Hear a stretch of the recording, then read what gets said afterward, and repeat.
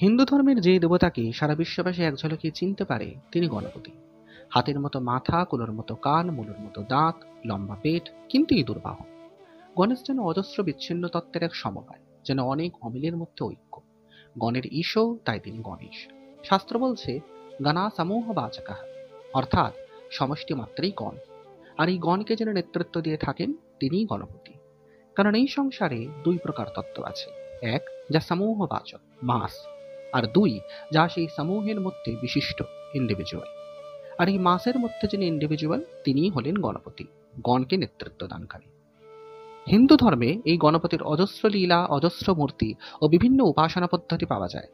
কিন্তু এই সবকিছুর মধ্যে গণেশকে দেখলেই আমাদের মনে একটি প্রশ্ন বারবার উঠে আসে: গণেশ কেন গজানন? কেন তার হাতের মাথা? অমন স্থূল মানুষের শরীরে কেন বসেছে একটি আস্ত হস্তিমুখ?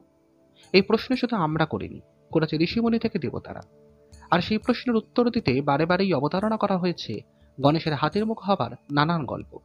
বলতে গেলে গণেশের পরিচয়ের শুরুই হয় তার গজাননত্বের কারণকে ব্যাখ্যা করে। আর তাই সেই সমস্ত লীলা কাহিনীর ঝলক পেতে আমরা একে একে জানব গণেশের গজমুখ হবার বিচিত্র আখ্যানগুলিকে। নমস্কার বন্ধুগণ, আমার নাম সুরজ কুমার দাস, আর এটি আমাদের চ্যানেল কথাবাচক। পুরাণ, দর্শন, তন্ত্র, মন্ত্র আর বিচিত্র সব তথ্য তুলে ধরতে এই চ্যানেল আমরা তুলে ধরেছি আপনাদের কাছে, আপনাদের বিনোদনের জন্য। পাশে থাকার জন্য আমাদের চ্যানেলকে সাবস্ক্রাইব করবেন, আর আমাদের পরিবেশনা পছন্দ হলে অবশ্যই লাইক করবেন। মতামত জানিয়ে কমেন্ট করতে ভুলবেন না কিন্তু। এইবার আসুন শোনা যাক হিন্দু শাস্ত্রগুলির মধ্যে কোন কোন শাস্ত্রে কত কতভাবে গণেশের গজানন হওয়ার কাহিনী পরিবেশিত হয়েছে। প্রথমেই আসা যাক সনাতন শাস্ত্র শিরোমণি বেদ শাস্ত্র। বেদে গণপতির অজস্র নাম আমরা পাই: গণপতি, ব্রহ্মণস্পতি, বৃহস্পতি তথা জ্যেষ্ঠরাজ, ধূম্রকেতু আদি। বেদের ব্রহ্মণস্পতি ছিলেন অক্ষরের দেবতা, বেদমন্ত্রের দেবতা তথা যজ্ঞের বিঘ্ননাশকারী দেবতা। যদিও যজুর্বেদে গণপতি হলেন রুদ্রের প্রতিমূর্তি, নমো গণেভ্যো গণপতিভ্যশ্চ বৈ নমো নমঃ। কিন্তু গণপতির উৎপত্তির কাহিনীর এক ঝলক আমরা পাই অথর্ববেদে। অথর্ববেদের তৃতীয় কাণ্ডের পঞ্চম অনুবাকের দ্বিতীয় সূক্তে আমরা দেখি: হস্তিবর্চসং প্রথমতাং বৃহৎ यशो अदित्ता यत्तन्वः सम्बभूव তৎসর্বে সমদুর্মহামেতদ বিশ্বে দেবা অদিতিঃ। অদিতির শরীর থেকে যে বৃহৎ যশস্বী তেজিয়ান হস্তি প্রথমে সম্ভূত হন, বিশ্বব্যাপী সকল দেবতার প্রতি সমভাবাপন্না হে অদিতি, আমাকে সেই তেজ প্রদান করো। অদিতির তেজে সম্ভূত হস্তির কাহিনী আমাদের গৌরীর গাত্রমল হতে গণেশের উৎপত্তির কাহিনীকে স্মরণ করায়। এই কাহিনী আমরা সকলেই প্রায় জানি যে দেবী গৌরী সন্তান কামনায় নিজের গাত্রমল হতে রচনা করেছিলেন এক বালককে। কিন্তু দৈববশত সেই বালকের মস্তক ছিন্ন হয় ও শিবের অনুজ্ঞায় সেই ছিন্ন কবন্ধে যুক্ত হয় গজের মস্তক। কোথাও বা সোনার দৃষ্টিতে গণেশের শিরশ্ছেদ হয়, আর কোথাও বা তিনি শিবের ত্রিশূলে নিজের মানব মস্তক হারান। এই দুই প্রসিদ্ধ কাহিনী ছাড়াও গণেশের উৎপত্তির এক প্রাচীনতম কাহিনী আমরা পাই সুপ্রভেদাগমে, যা পুনরাবর্তিত হয়েছে স্কন্দ পুরাণের শঙ্কর সংহিতায়। এই কাহিনী অনুসারে গণেশ শুধুই গজমস্তক নন, গোটা একটি হাতি। পুরাকালে ভগবান শিব দেবী পার্বতীকে নিয়ে বিহার করতে আসেন এক বনে। হিমালয়ের কোলে অবস্থিত এই বনের সৌন্দর্যকে আরও অলঙ্কৃত করে তোলে এক গজদম্পতি। হরগৌরী দেখেন সেই হস্তি দম্পতির প্রেম মিলন, দেখেন তাদের রতিক্রীড়া অদ্ভুত রসকে। গৌরীর মনে তখন জেগে ওঠে এক বিচিত্র কাম লালসা। দেবী তো আর মানবী নন, শঙ্করও সামান্য পুরুষ নন, তাই তাদের মিলনে বিচিত্রতা সৌন্দর্যের নামান্তর, বিকৃত কদাচ নয়। আর তাই দেবী সলজ্জভাবে শিবপতিকে বললেন: হে নাগভূষণ, কেমন হতো যদি আমি এই করিণী হতাম আর তুমি হতে সেই করিন্দ্র। শঙ্কর যেন দেবীর অন্তরে প্রকাশিত সেই মধুর কামার্তে সম্যকরূপে বুঝলেন। বললেন, যদি তুমি সেই করিণী হতে, আমিও তবে এই করিন্দ্রের মতো তোমাকে সোহাগে সোহাগে তৃপ্ত করতাম। পার্বতী সলজ্জভাবে শিবপক্ষে মুখ লুকান, স্মিতহাস্যময় বাক্যে বলেন, তবে তাই হোক না, তবে তাই হোক। বলেই শঙ্কর ধারণ করলেন এক অনুপম গজদেহ। শ্বেতশুভ্র হিমালয়ের শিখর যার সম্মুখে লজ্জা পায়, এমন স্ফটিকাভ গজদেহ ধারণ করে হস্তির বিরুদ্র নিজের আপাদলম্বে শূন্য আন্দোলিত করলেন। নিজের ক্ষুদ্র পুচ্ছ সঞ্চালন করে নিজের উৎসাহ প্রকাশ করলেন এবং নিজের চামরতুল্য কর্ণ আন্দোলিত করে বাতাসকে করলেন শীতল থেকে শীতলতর। নাগভূষণ শঙ্কর আজ নাগেন্দ্র মূর্তি ধারণ করলেন। দেবী পার্বতী স্বয়ং মহাদেবকে মহাগজরূপে দর্শন করে আমোদিতা হলেন। রক্তোল্লাসময়ী পার্বতী সেই মুহূর্তে স্বমায়ায় ধারণ করলেন গজমূর্তি। তমাল শ্যামল সেই করিন্দ্রের চামরতুল্য কর্ণযুগলের আন্দোলনে করিন্দ্ররূপী শঙ্করের হৃদয়ের কামাগ্নিতে স্ফুলিঙ্গ উঠতে শুরু করে। সেই করিন্দ্ররূপিণী গৌরীর পদ্মলোচনার কটাক্ষে আবদ্ধ হয় করিন্দ্র রুদ্রের নিবিড় নেত্রত্রয়।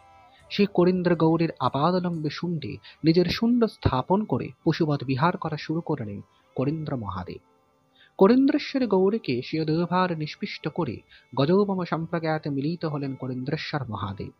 হরগৌরী যেন আজ কৈলাস ছেড়ে নিজ নিজ মানবাকার দিব্যদেহ ভুলে দিব্য গজদম্পতিরূপী পরমানন্দে আছেন।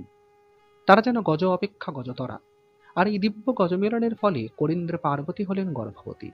যথাকালে তিনি প্রসব করলেন এক অদ্ভুত সুন্দর বালককে। যদিও সেই বালক গজই, তথাপি হরপার্বতী তো প্রকৃত গজ নন, তারা দিব্যদেহে গজ। তাই সেই বালকও চতুষ্পদ গজমূর্তি না হয়ে হলেন দ্বিপদ গজানন।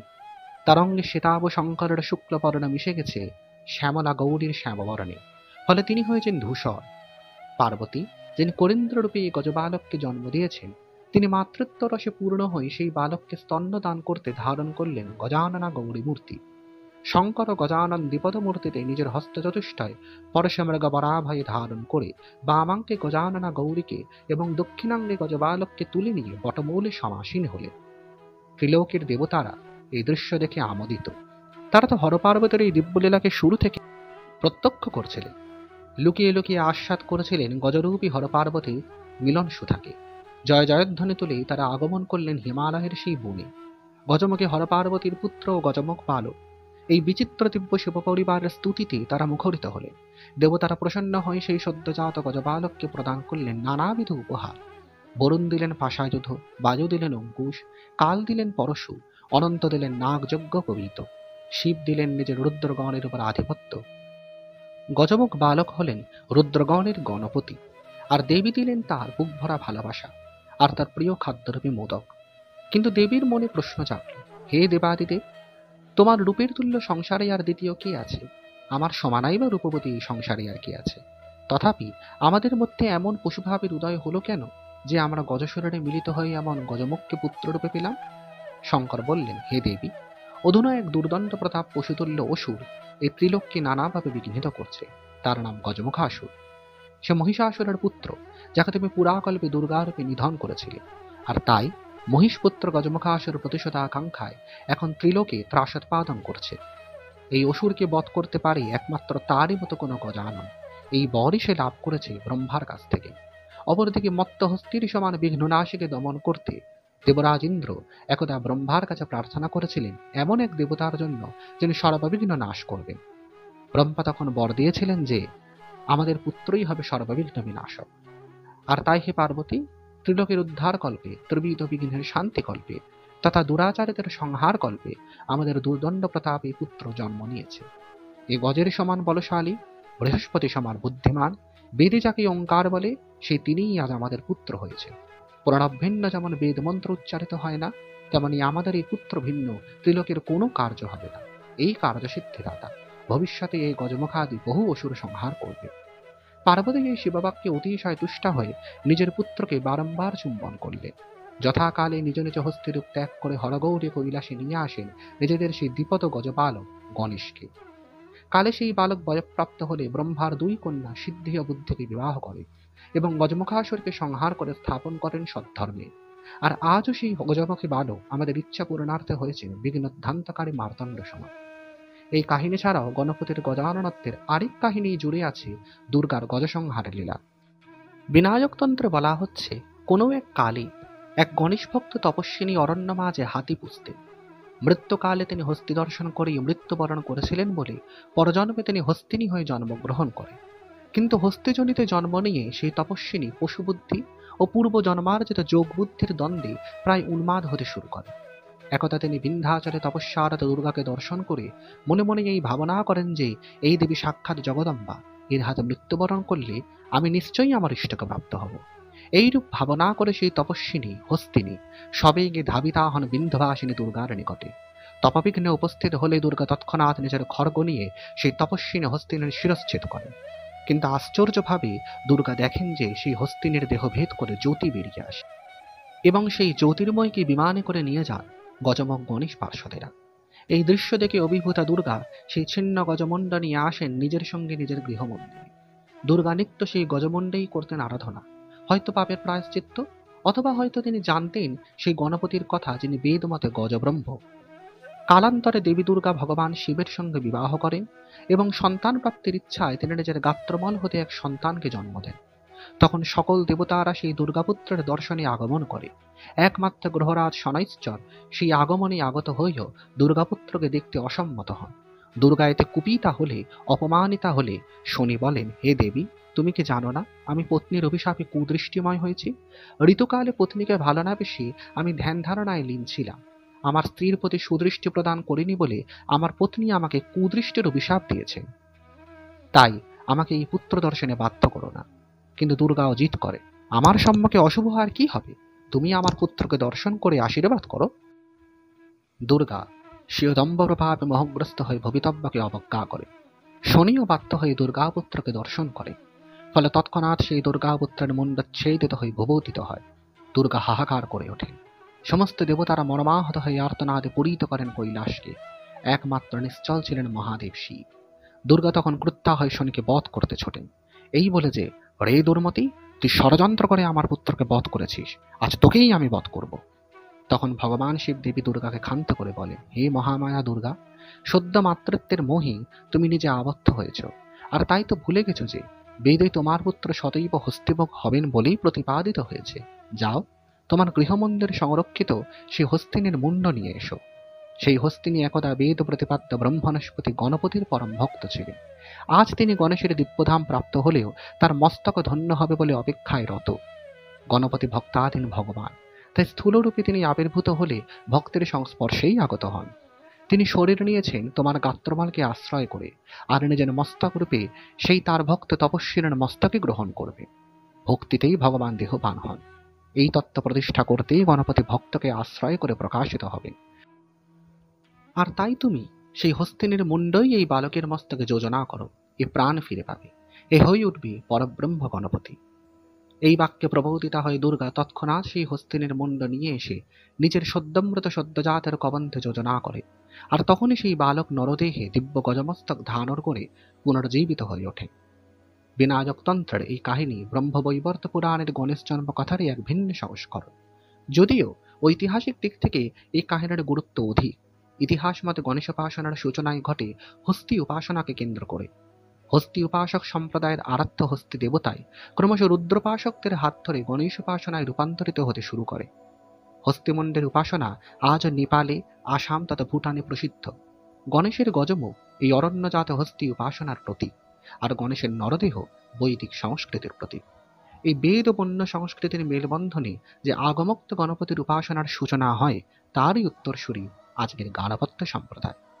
সুপ্রভেদাগমের গজরূপী গণেশের পূর্বোক্ত কাহিনীতেও আমরা দেখি যে গণেশ হস্তিরূপেই জাত, অরণ্য মাঝে জন্মপ্রাপ্ত। অরণ্যের দেবতাই ক্রমশ বেদকে আশ্রয় করে সনাতন ধর্মের এক অন্যতম প্রধান দেবতা হয়ে প্রকাশিত হচ্ছেন। এছাড়াও শিবপুরাণে শিবের চুলে ছিন্নমুণ্ড হয়ে যাওয়া গৌরীর দ্বারপালরূপে পুত্র শিশু গণেশের মস্তকে যুক্ত হয় অরণ্যে সাহিত্য এক গজশিশুরী মস্তক। মুদ্গল পুরাণ মতে অরণ্যে ত্রাসোৎপন্নকারী গজাসুরের মস্তক শিব ছেদন করে যোজনা করেন নিজের মৃত বালকের স্কন্ধে। এছাড়াও গণেশের আর যত আবির্ভাব কাহিনী পাওয়া যায়, তার সবই প্রায় অরণ্যাঞ্চল বা বন্যহাতি সম্পর্কিত। আর তাই একথা অনুধাবনে আমাদের দ্বিধা হয় না যে গণপতির আদ্য উপাসনা কল্প অরণ্য সংস্কৃতিরই এক অন্যতম প্রধান অঙ্গ ছিল, যা কালান্তরে বেদকে আশ্রয় করে এক স্বতন্ত্র সম্প্রদায়ে পরিণত হয়। এ তো গেল ঐতিহাসিক প্রেক্ষাপট। গণেশের গজাননত্বের আধ্যাত্মিক ব্যাখ্যা কি? গাণপত্য শাস্ত্র মুদ্গল পুরাণ মতে ব্রহ্মের বিবর্ত এই জগৎ। জগ শব্দের বিলোম হচ্ছে গজ, গজ তাই ব্রহ্মের নামান্তর। বেদ মতে বৃহৎ বৃহত্তা বৃংহজাতি তস্মাদুচ্যতে পরং ব্রহ্ম, অর্থাৎ যিনি বৃহৎকে বৃহত্তর করে নিজের বৃংহিতের দ্বারা, তিনি পরব্রহ্ম বৃহস্পতি। বেদের এই বৃহস্পতি ব্রহ্মণস্পতি তথা গণপতি বেদমতে পরব্রহ্ম, যিনি অক্ষরের দেবতা, জ্ঞানের দেবতা, যজ্ঞের দেবতা তথা সকল প্রকার ব্রহ্মেরও দেবতা। ব্রহ্মণাং ব্রহ্মণস্পতিহি, তিনি গজমুখ আর নরদেহে, অর্থাৎ ব্রহ্মসত্তাই তার মস্তক, কিন্তু তার বিলাস সত্তা এই জগৎ। ব্রহ্ম এই জগৎরূপে নিজেকে কল্পনা করে আনন্দে বিলাস করে, আর তাই গজের বিবর্ত জগৎ গজবাচ্যং পরং ব্রহ্ম। তাই গণেশ একই অঙ্গে ব্রহ্ম ও জগৎসত্তার ধারণকারী পরব্রহ্ম, সকল দেবতার দেবতা, সকল বিদ্যার বিদ্যা, তাকে অতিক্রম করে কিছু নেই।